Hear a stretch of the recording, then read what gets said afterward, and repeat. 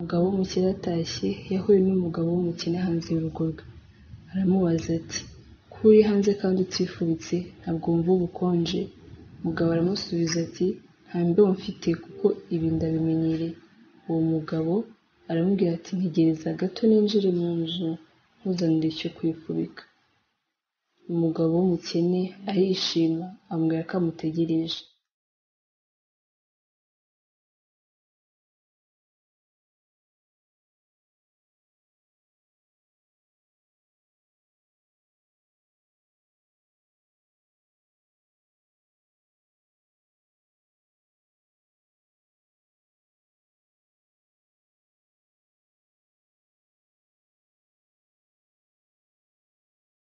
Wa mukire arinjira ahugira mu bye yibagirwa wa musaza yasize hanze.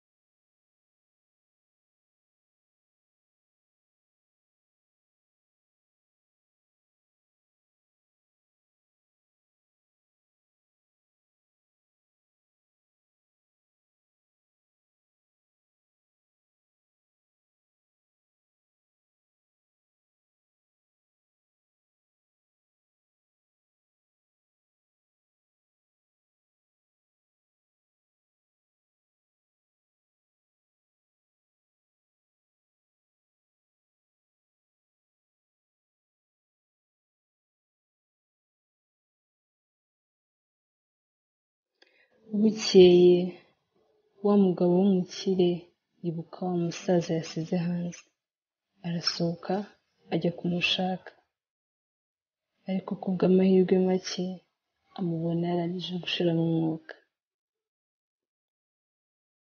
Gusa mbere y'uko apfa yari yamusigiye urwandiko ruvuga ruti mu gihe ntari mfite icyo nifubika nari nariremyemo imbaraga zihangana n'ubukonje nabagamo kubera kubumenyera.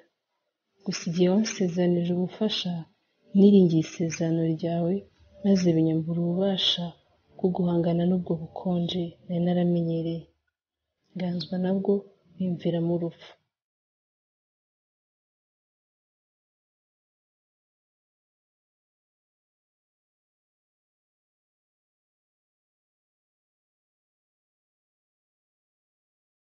Ntuzasezeranye undi muntu icyo ari cyo cyose mu gihe utabasha kurinda isezerano ryawe. Bishobora kuba wowe nta nyungu bigufitiye, ariko ari iby'agaciro kuba wabisezeranije.